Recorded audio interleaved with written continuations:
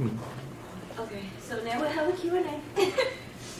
So you guys feel free to ask, say, whatever, because it's not just about me, but everyone who's going through or may go through that just needs freedom. So.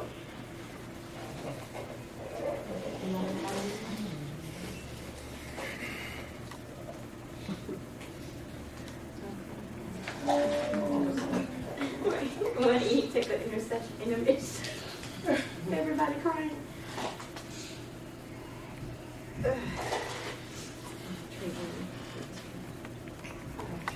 Okay, would you like the mic? No. I just want to know, after, I know that was hard, some relief, but how do you feel now that you have relief? Nervous, scared. I'm not alone, but a part of me feels alone for the obvious reasons. I just won't say. I do feel free, but because so much is happening, I can't walk in it. I mean, I can walk in it, but it's hard to walk in it right this second. But it happens. Okay. What would you say to children or young or teenagers or going through now what you just came out of? Honestly, I would want to say tell your parents. Daddy. But unfortunately, that's not everybody's reality. Daddy. So I would say the only thing that actually got me through obviously was God. He had to go in and yank me out the lion's den. Because even though I knew a lot, some stuff still wasn't clicking, Stephen. So he had to yank me out the lion's den. And truthfully, if I didn't have you guys, but especially Prophetess Michelle Harris, who stuck with me, and she's not my birth mom, but having that person who I could confide in and I could trust and didn't judge me or didn't treat me any different or just kind of ignored it, because I play a lot. So people took my playfulness like I wasn't serious, but that's just the way I have to say cope. I'm a goofy person anyway. So just go to someone that you truly feel comfortable with, comfortable in, that you can trust, that can relate, because somebody that can relate to you is also a big help. Because somebody who haven't been through it, they can't possibly tell you how to get through it. And it's hard because people don't talk. Because, I mean, let's just be real, in the black community especially, what goes on in my house, stay in my house. And that's not the case. Because what went on in your house stayed in your house, and now look at me. So, yeah. Somebody that you can trust and then pray about. Like I was always praying about stuff, not knowing how God was going to answer my prayer. And April 19th, 2020, he answered my prayer. And I've been on that journey ever since. Yes, ma'am. Being molested by somebody that was so close to you and your family, how did that emotionally and mentally affect you as far as knowing what goes on in private and then having to be around this person, around other people who don't know that, and then having to deal with that for so long before, even explaining that? Like, what type of toll did that really take on you emotionally and mentally? A lot. Even now, if I see him or people that's connected to him or think of his name, I always go back to that. I don't care what happened like around that. I don't care what good things potentially could have happened. I always go back to that. So it still affects me to this day, not as much as it did because I'm healing from it. But honestly, I don't think that that's something that, at least that's where I am right now, that you ever kind of get over, especially when you always see that person. So I just constantly pray about it. Like, it's even to the point that where I'm from, I don't, not just for that reason, but I don't even like to go back where I'm from because it was just too much. It's way too much. So when I cross that threshold into that city, it's something just comes over me. And I gotta get in here, do what I gotta do, and get out. I don't like staying. So let alone the street with a house happening, I don't like going near it, on it, and unfortunately, I gotta go past it to get to where I get going regardless because of the way I gotta get off the interstate. So it's nothing, honestly, I don't think there's something you ever get over. I think over the course of time, God just strengthened you to get through it. But to get over it,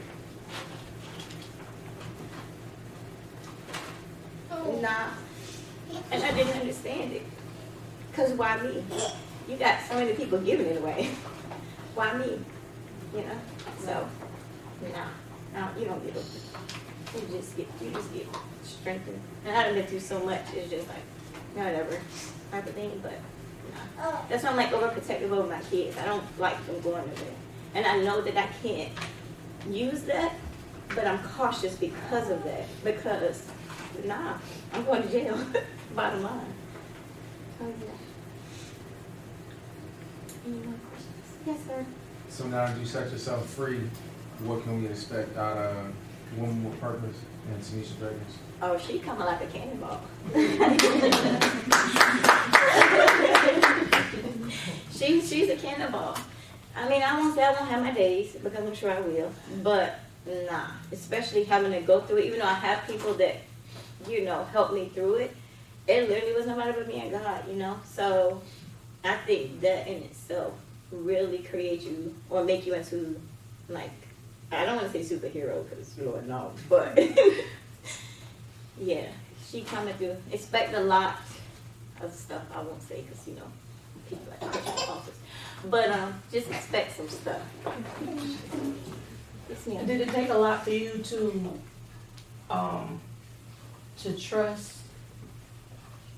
Prophetess in order to tell her the truth of what happened and the depth of how you felt and how broken you were, or did you try to give her just a piece of it and leave it alone, or were you able to just say, look, this is what happened, blah blah blah blah? Mm-hmm. Oh no, it was like I knew. Like the first time when we met in person, it wasn't our first time talking. Like our first time talking, we was on the phone for hours, and I felt like I knew her my entire life. So it was kind of like I knew, like God was reassuring me, like this is the one. So it was like I felt, in that moment, I felt free. It was like, yes, somebody finally came to get me without coming to get me. And it's crazy because it's like the people that were surrounded by me, like none of y'all seen it. Like none of y'all really seen that I was hurt, that I was broken, that I was everything. Like my kids play a lot, right? And I know when they're, but at the same time, I know when they're hurting. Like I may not know what it is, but I know when something ain't right, and I don't let up. They just like, oh my God, Mom. And I'm like, all right. And then God, look. Because I know when something ain't right. So for everybody to be around me like that and nobody to know, but then somebody that I never met a day in my life just automatically knew, yeah, it was not hard to trust at all. And it's still not hard to trust. So do you have resentment for those people that you thought should have known but didn't know? I did. I had a lot of hurt, a lot of anger, a lot of bitterness.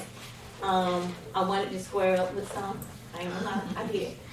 But God had to deal with me on another level. Once He showed me what they were dealing with, it made me a little more understanding. But honestly, the people that I felt the most was my parents. And the fact that I felt, I don't know why the custody battle took place, but it did. I don't really care to know. For me, I just felt like y'all took me away from home. But God used that for my purpose. So I don't regret it either. I regret some things happening. God, we had to go that route. But if He used that for me to help somebody else, like I'm cool with that. So, they're not worth it.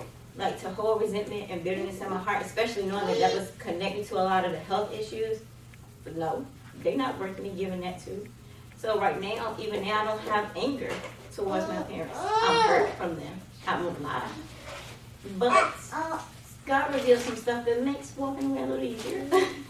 But it still hurt because they're your parents. So it's not resentment towards them either. It's just kind of like, it's time to release you too. Got some incoming questions. Incoming questions, wow. Yes. How immediate was the weights been lifted feeling for you when you started discussing or confronting and sharing your personal experiences on your podcast? Oh, they were immediately lifted. but the residue, kind of like the healing after, it was like, yo, what is this? Because it feels kind of like depression, but I don't get into depression, so I know what that feels like. So I knew it wasn't depression, but it was like a, whew, that's over. Kind of like with the coke stuff, it was like, whew, but I know, girl, you got it going. It's not quite over, but yeah, it felt good. It felt good. Is it difficult for you to navigate through the mess of emotions, yours and the hurt feelings, theirs, when you discuss certain things? How do you navigate between those two? Is it difficult, and how do you do it? It's very difficult. I actually just have to depend on God and not my flesh, because my flesh would want me not to care what they've been through. Like, I don't care. You know, like, I get it, you've been through stuff, but once you become a parent, yes, you still have to deal with it, but you also have to deal with your children too, and their stuff. And then, in doing that, you have to, like, I know that it's stuff I have to deal with my kids, because, you know, the root of it all was very toxic, of what I dealt with. And then I came up through that root being the tree, and then they're the branches from that tree. So all the nutrients that came up through that root went through the tree and the branches. So I got to go back and face stuff with them that may hurt me. I know it's going to hurt me. And I have to face the truth. But in reality, when I was unhealed and toxic, I did stuff to them too that we going to have to deal with. So because I think that way, sometimes it's hard for me to kind of be a little sympathetic, but that's why I have to totally rely on it. Like, I can't do this with my flesh. I can't, because my flesh won't allow it. Well, my flesh will allow it, but God, the heart that I have, and me wanting to please God, and I don't want to go back, I don't have a choice but to not necessarily focus on them, but focus on me and forgiving them, because I understand you went through stuff. It's just the timeline of it all. I just decided to go through mine and heal a little earlier than you.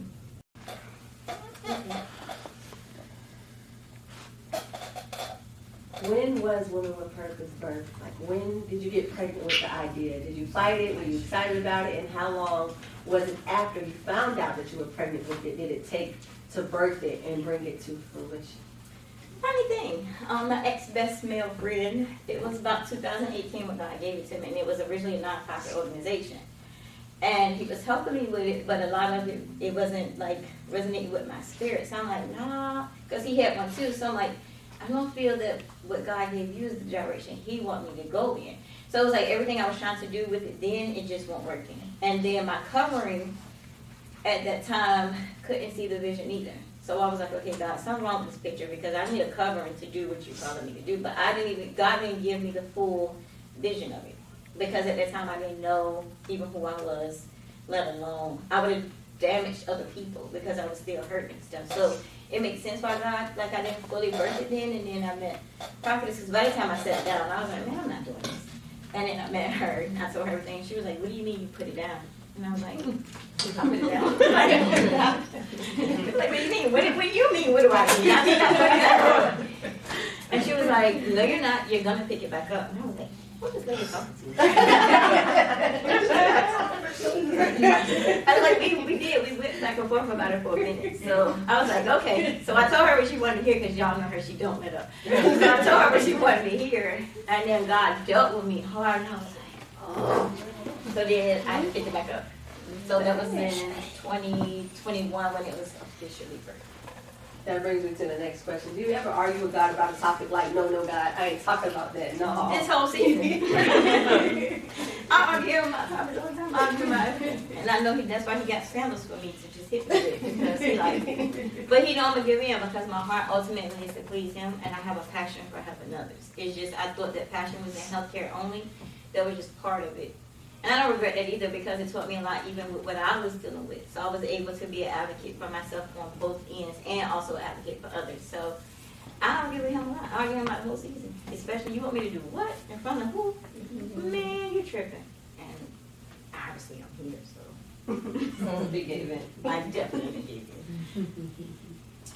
Yes, ma'am. For any other families that might be preparing themselves to have this conversation with their children, how would you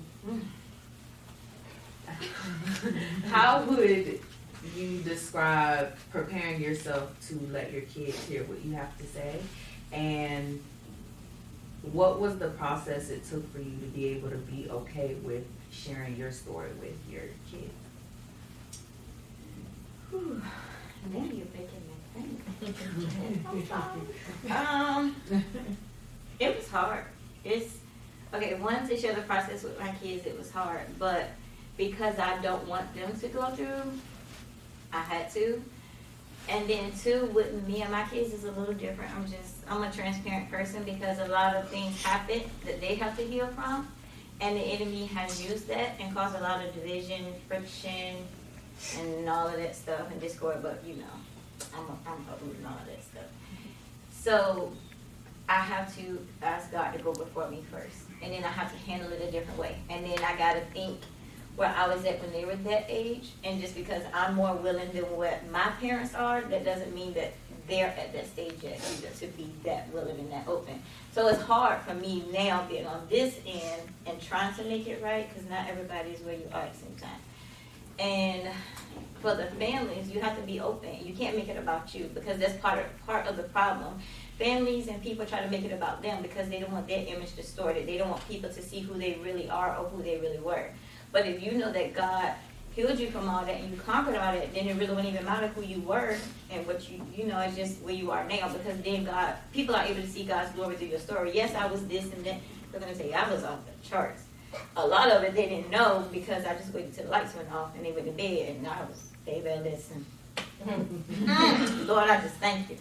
But because I've seen all of it, I didn't want them to, but it didn't necessarily stop me either. And then it could have went another way, because with everything I've been through, I could have been like really, really angry, bitter, just completely off the chain. It was plenty of times I wanted to run away from being a mom too. But then I thought about, well, you didn't quite help us either, so how did you feel? So then I had to pretty much open my room door, because it won't but so far I can run to. And I just opened my room door and dealt with it. So the families just got to be open and stop being so secretive. Like, you're as sick as your secrets. So stop being so secretive, because then you wonder why they got all these health issues, and it's because of the secrets that was in the family, in addition to the extracurricular activities. But the secrets is in the family. So the families can't be, you're selfish. You know, just because you didn't want to deal with their stuff don't mean you got to stop them from dealing with theirs. But you won't stop the process. You may delay it because God's still going to reveal it and do what's best. But then, in that though, it may cause some division, because the family's not being obedient to God, because He clearly told you before He got to them, and He's using them to tell you again, and it didn't happen. So then you can't be mad when that person walk away from the family, because God is pulling them out. Because now He can't use them the way that He really want to use them, because you are still attached to the dysfunction, and then you're gonna be listening to them and God, and it's just gonna be a mess. So the family just gotta be open, but seek God first, because He's gonna tell you what to do, He's going to tell you how to do it, and He's going to send the people to help you do it. Have a question? I do. I have a question. Now that you raised your children, part of it under the old you, now what is the healed you going to do to make it better with the things, with the bad learned behavior that you thought was the correct way? What is your plans to rebuild it the right way with your children? And have you ever thought about publicly apologizing to them for the learned bad behavior? Woo, girl! Yes, honestly, I have no problems apologizing to them publicly, because I publicly hurt them in a lot of ways. Even if I may not see it that way, but thinking back, it's like, yo, that kind of wasn't cool, but I didn't know. Especially when I was on the opioids, because I didn't realize, even working in it, that it really altered your mood the way it did. Mm-hmm. And a lot of times I was not in physical pain, but I was in emotional pain, and I didn't want to deal with it. So in that increased my mood, in addition to what I was dealing with, all the more. So I lashed out those that were supposed to see me, because there was no one there to lash out on. So yeah, I will definitely publicly apologize. Oh God, you're funny. And then, honestly, one of the main things I think to make it right will be going back. Because people say leave the past in the past, but some of it you just can't. Because it may be good for you, but it's not good with the people that had to go through that past with you or deal with it in some type of way. You may not realize, because you may think, oh, they were too young, they were this, it was that. So that would be another way. And then, however God kind of tell me to do. Even if it hurts, I gotta do it, because it's not just about me. They got their own path and their own journey, and I know one day they have to give their testimony about stuff they've been through with me too. And I'm okay with that, because I understand that was the unhealed me. But the healed me moving forward, it would be one, to be patient, because my patience be on another level. More understanding, more open. They say I fuss too much, but it is a little different too. Because it's from a caring place too. But, so sometimes I have to, especially when you listen, kind of like God do us, like, okay, you ain't listening. We just don't always verbally hear it, but we'll end up saying it. Okay, sorry. And, yeah, whatever it takes. Because I don't, the bond that I have with mine, I don't want that for them. Because I know how I feel. So I don't want that for them. And then, of course, when my grandkids come in, it'll be 10 years from now.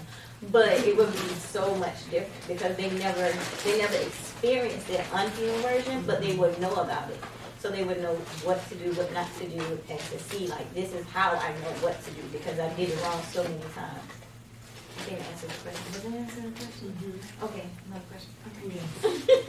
I wanted you to reiterate, what you was actually healed from and how you feel now that you're healed completely. Health-wise or all the above? Health-wise. Okay. So health-wise, it started with endometriosis, and then lupus and fibromyalgia together, because it started with the lupus, but it wasn't too long after that with the fibromyalgia, probably like 2 months, because they all in the same family anyway. It was just sometimes when I thought I was having lupus flares, and they thought I was having lupus flares, and they would run tests, and they were like, no, your markers are high in the fibromyalgia area. So going with that, because my biggest fear was that my kids would have to bury me. Like, that was always my biggest fear. Like, I was on 12 different medications every day. Like, that's just every day. Not even when the flare-ups happened and on different medications. Generally, every day I was on 12 different medications, doing the same treatment, but 2 different ways. So, like, once a month, I would have to go to the infusion center and get infusions, and then the other 3 weeks, I would do injections in my stomach. So now, to not have to be in the hospital 45 days out of the month, and it's only 31 days, it feels really good, and to not have to worry that my kids would have to bury me, at least that way. I hope well, no, I'd rather them bury me than me bury them. But it feels really, really good, and to not have to be on those medications. Of course, I deal with the residue of the health, so it's not there, and sometimes the enemy would try to, like, make me think it's back, and then I go to the doctor, and they look at me like I'm crazy, like, it's gone, right? And that's when I know it's spiritual. So then I'm like, then I have to repent, like, God, I'm sorry, because you already told me multiple times, like, so. But, now the only thing is because I've been weaning away, of course, from the pain medicine, I'm pretty transparent. So, I will have my last, pretty much feel for the next month of the pain medication, because now it's every other day, so next month, it'll be completely it, thank God. Because even that, sometimes I be like, I feel like a zombie, and I don't like this feeling, I like to be coherent all the way, all of that. It feels really good to not need that, not to have to go to the doctor, not have to advocate for myself, and they don't know what's going on, they just know this stuff is active, it's aggressive, and we don't know where it's at. Now I know why, but then I did. So it feels really, really good. Amen. Any more questions, comments, concerns? It's on the tip of his tongue. Okay. What do you want to say to people who would bring up the old you? That What do you have to say? So finally wrap it up. What do you have to say? I don't care. Because I bring up the old me all the time. So you can say, she's this, she's that, she was this, I know. Clearly, God's glory is being revealed through my story. So you can't possibly tell what I haven't told. Even about my brother, and me talking to the guy while he's in jail, or the guy that he went to jail for, which is still another part of that, but of course the full truth won't be told. I'll tell it, but then it's like, she's lying. No, I'm not. Cousin, brother or cousin, but whatever. Even in that, like, I'll make it be known, I do love my brother. I miss him. If I could turn back the hands of time on, oh God, it's happening again. I would in that, because we were close, we were really,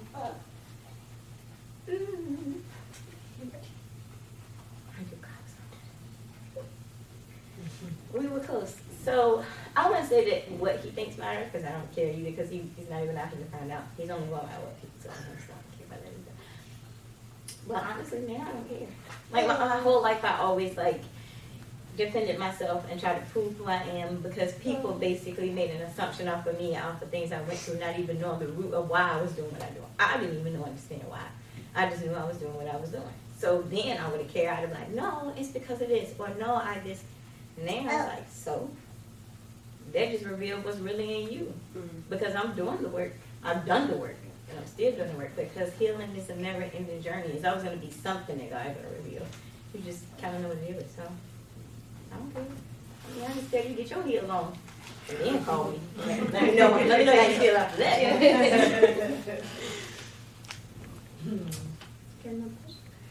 I do. You know, with you being released tonight, what is your plan for the little yous out there? And I know Victoria asked a similar question, but what is the plan for the little yous out there? And are you able at this point in your life to handle it? That is so funny. So I guess it's time to say it. That's so funny because I messaged Brittany the other night and I was like, hey, God gave me a vision some time ago, but it wasn't time to release it yet. And I didn't go into detail with her why. I just said it was some stuff that God needed to do at home first. So,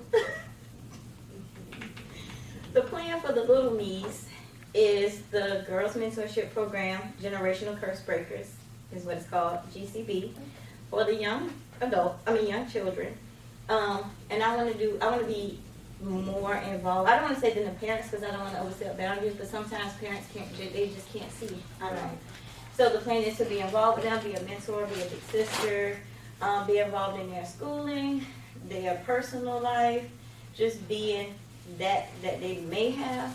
But I don't think that God is going to send me those who have it, kind of like the silver spoons in their mouth. He's going to send me needs. So because he's going to send me needs, and I know that, I'm ready. I'm excited, honestly. So I wasn't going to say I really wasn't, but I guess. Oh, no, because that's probably how God is introducing it. Because I literally just messaged Brittany the other night. She was like, yeah, I'm excited because I want to connect with the school systems. And even though I hate Suffolk, and it's because of my trauma, that's actually going to be the first district I'm starting with because I have to go back and get the me's. So I released the little me, but I have to go back and get the other me's, and it starts where I came from. So I hope he don't take me back to Suffolk to live because I can't handle that. But I want to connect with the school systems and have a program. I want to have group dates with them. I want to have one-on-one dates with them because sometimes you don't want to tell everybody.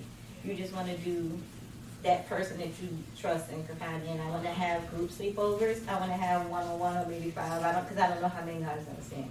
He knows what I can handle. But I feel, wow, that feels great. It's time for that. Start the way I thought it was going to start. The middle did not happen the way I thought it was. Nothing about this season happened. And Nancy was laughing. I was like, man, I've been in this season all year. And she was like, you know what, you really have. And we both started laughing. Because I really have. The year almost out.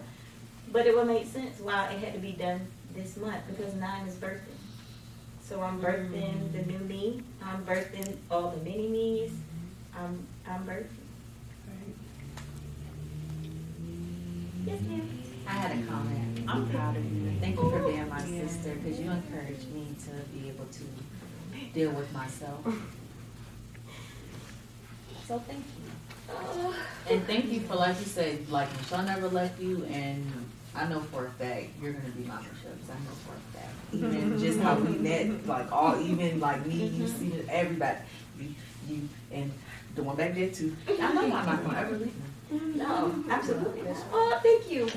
Like, I appreciate it, you know, that God chose me because he could have chose anybody else. But for him to say, I want you for this one, and that's an honor. Like, the assignment is great. Like everything I went through is great, and it's because of the assignment. So I had to. So if I have to go through it so somebody else wouldn't, I'll do it again. I want to do it again. Definitely not. But I will, so somebody else, like I would rather take it so somebody else wouldn't have to. So thank you. Thank you. Any more questions, comments, concerns?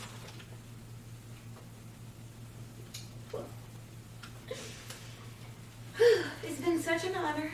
So I want to publicly apologize to my kids, to Leah, to Naya, and Caleb, who's in Detroit. Hey, baby. But, I mean, she want you to come home, but I know what God doing, so I'm not, I'm not mad about that. But I want to publicly apologize to you guys because it wasn't fair to you either, what I've been through and I took it out on y'all and all the above. So I'm truly, truly, truly, oh my God, sorry. I'm here and I'm willing to face everything I've done to y'all too.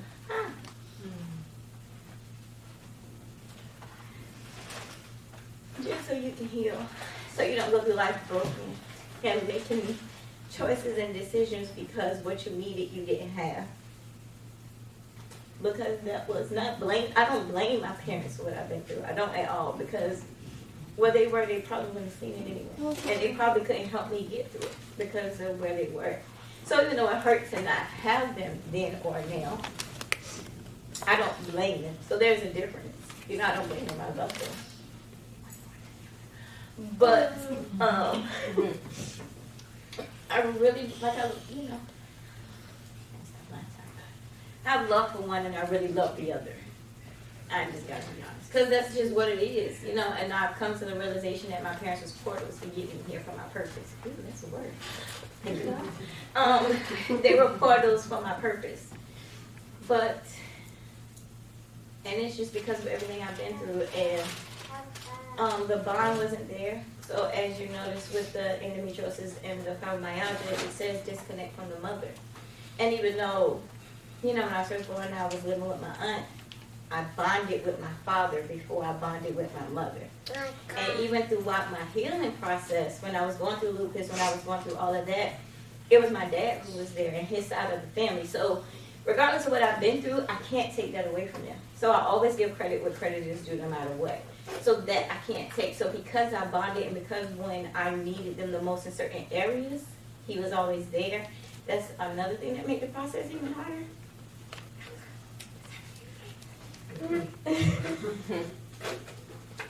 But what I needed, they couldn't give me because they didn't have it. So that's why what my kids need, I have to go through it because what they need and when they come back for it, I gotta have it. But I didn't have it then to give to them then. But I do now, and I'm willing to make it right. So yeah, I think that was it. I don't know how to do it again. Any more questions, comments, concerns? No. That's it. Well, thank you guys for tuning in. If you guys got any more questions, message me. womenwithpurpose@gmail.com. I'm sorry, womenwithpurpose03@gmail.com. Facebook, YouTube, Women with Purpose. Thank you guys for tuning in. This is the season finale. Season 4 will be back later. I don't know when. Well, give me a break. It'll be back later. But to all my family, I do love you. It is my prayer that God will shift some things and change some things. And if it don't, I still love you no matter how you guys feel, no matter what you guys think.